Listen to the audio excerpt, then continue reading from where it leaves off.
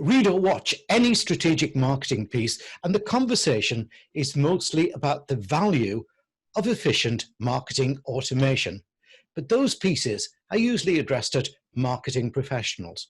To many, marketing automation simply sounds like the robots are taking over. The truth is far from that. It's all about your marketing being more effective, more efficient, more economic. So I wanted to help you see what it is and how it works. And to do that, I couldn't think of a better person to interview than the CEO of the Brains Marketing, Larry Kotch. Nice to see you again, Larry. Hey, Malcolm. Great to be back on your show. Okay, thank you. Larry, when you were a guest on the Meet the Leaders show, you touched on marketing automation, which I know is a specialism you distinctly offer clients. So what is marketing automation in simple speak, please? Yes, simple speak is the name of the game here. So at its core, marketing automation describes the software that one would use to automate very repetitive marketing and even sales communications. So it has started off as kind of email marketing. A lot of people may be aware of MailChimp and other tools like this. Very basic, more on the automating of regular emails to your customer lists or to prospect lists, and has evolved to become very encompassing and now bolted on or the same or synonymous with CRMs. So most CRMs or customer databases that most businesses have at some level are now powered by marketing automation. So the idea is that you collect all the data about your potential and existing customers in one place, and then you use that information to send off automated emails, automated ads, automated social media posts. So you don't have to run around every week thinking, what should I do this week for everyone? Or let me write this today. It's kind of pre-done, preloaded, and sent out to the right people at the right time, who would receive the message the best. So yeah, I think that's at its core, if that makes sense. Yeah, superb. So what's the value that a business can get from applying marketing automation? Can it run alongside traditional marketing as an ancillary, or does it have to be solo? Yeah, so there's a few questions there. You actually alluded to the first part in your opening bit there. It's all about efficiency of the marketer's time, but also the people's time as well, in the sense that because marketing automation is plugged into, at least these days, your analytics, your website, your forms on your website, your email accounts, absolutely everything is plugged into it. It means that you can work out what people are doing, or the system, let's say, can work out who's a hot lead and who's not, which is very valuable for a lot of sales teams. So people forget that it's actually a very good thing for the sales teams in order of prioritizing what the good prospects and leads are, because you can see who's opening emails, who's going to revisit websites, who's downloading ebooks. All of that the system knows what's going on and can prioritize and rank people in your database. So that's a massive saving of time, rather than calling around every lead or prospect that's in the database. You can really get the best use out of your biz dev team. And then for marketers, it means not having to constantly reinvent the wheel each week. You know that there's always some piece of content going out to different segments of your audience every week without you having to check. It doesn't stop you from doing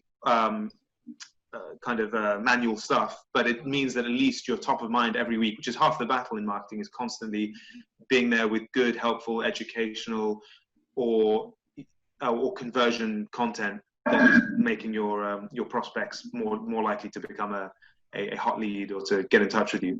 So it makes advertising cheaper because you've now got all this email stuff going on in the background, all this automated stuff going on in the background.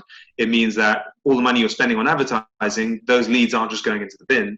Once you phone them, they don't pick up a few times, then the lead is dead.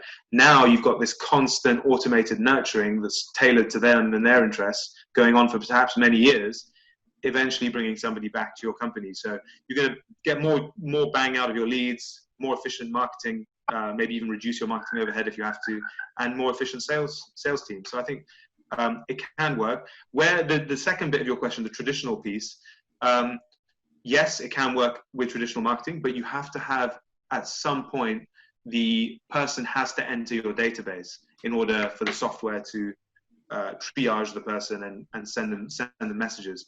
So let's say you're at a trade show.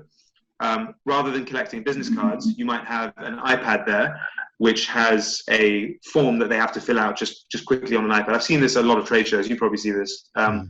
Put in some data there, so at least they're going into the right database, and they can come into the database tagged as, trade show ABC lead.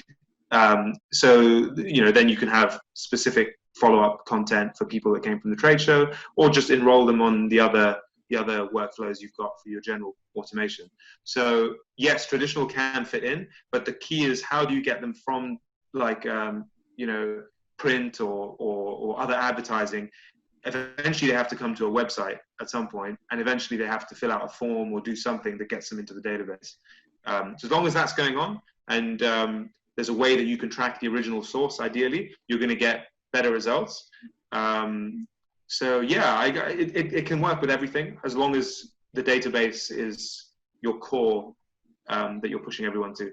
Okay, well, let's talk about type of companies. Can it work equally well for B2B, business to business, and B2C, business to consumer companies? Where's the difference, key differences in results? Yeah, good question. So B2B is generally more of an educational thing. So B2B versus B2C. And I'm going to lump into B2B here high value B2C. So really considered purchases like maybe expensive courses, education, insurance, luxury items. These are considered purchases where you may have a salesperson involved. So anything that's like a considered complex purchase, the automation is usually done to keep nurturing people with more educational content. So if somebody downloads a lead magnet or an ebook somewhere on your website, you want to keep more educational stuff coming to them so that they understand what it is that you do. Then they start seeing case studies and testimonials, and eventually they're asked to get in touch. So that's kind of more the B2B complex approach. B2C is more around timing the correct offers to people. Let's say somebody's bought something off your website for the first time. They need to get welcome emails, first time discounts. If somebody's abandoned a basket on your website, you can automate automated abandonment recovery email series. So it says, oh, you were looking at these products on our site, you didn't buy them, how about another 10% off if you come back right now? So it's more around automating. On B2C, there's no human involved necessarily in phone calls. It's more about automating the squeezing of as much juice out of every person that has abandoned a cart or has become a customer for the first time. It's Excellent. just all automating more from them. Yeah. So how at the Brains Marketing do you go about applying it for a client? So give me a typical workflow. Yeah. So you first have to work out it's one component of three things. So you've got the advertising side. So obviously you have to advertise something to people. That ad needs to be something that gets people into your database as quickly as possible. So we usually refer to that as a lead magnet. So an ebook or webinar or something to grab people's data from. We typically work with B2B or high value B2C. So we're much more on the educational side. So you've got to then segment your audience by job title, geography, type of company, size of company, however it makes sense for you. So there's workshops to go through all of that. Create the content that would align to each of those segments to convince them to become a red hot lead or a prospect. And then you've got your lead magnet, which gets them into the database in the first part. So you run your ads with the lead magnet, person converts, goes into the database, marked by their segment or persona. So we know that they are this segment of our market, and they then get drip fed emails. They then see retargeting ads based on who they are, and so they get the right emails, right ads at the same time. And then we will also look with clients at what classifies a hot lead. Is it reading emails? Is it viewing pages on websites? And there's basically logic that you have to build, which is actually very simple to do. But in most of these marketing automation tools like HubSpot, you have to define the logic, which is basically conditional logic. Like if this happens, then that. So if somebody reads an email, then send them this other email. If somebody goes onto this page, then they're interested in this, so send them this email. So it's all about creating those rules. Once you've understood who the audience is, what content is going to appeal to them, then how you should send that to them over the course of several months, and how you make their sales team aware of the hot leads. So right. yeah. Okay. There's a business, well, let's hope more than one, watching today who says, I think that's for me. How long will it take to get it working for them? And what's the average time for results? Yeah. So it's also, again, about the three pieces I mentioned there: the advertising, the automation, and the content. If you are ready with the other two, if you're already doing online advertising quite extensively, if you already have a lot of content, then setting up the automation and shouldn't take long, in the order of a couple of weeks maximum, in terms of setting up the technical stuff.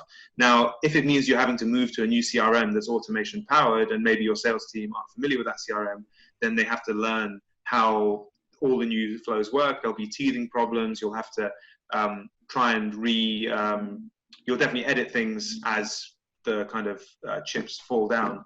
You'll see what is working better or not for the sales team practically. And so I would say give it a month if you've got all the other pieces ready.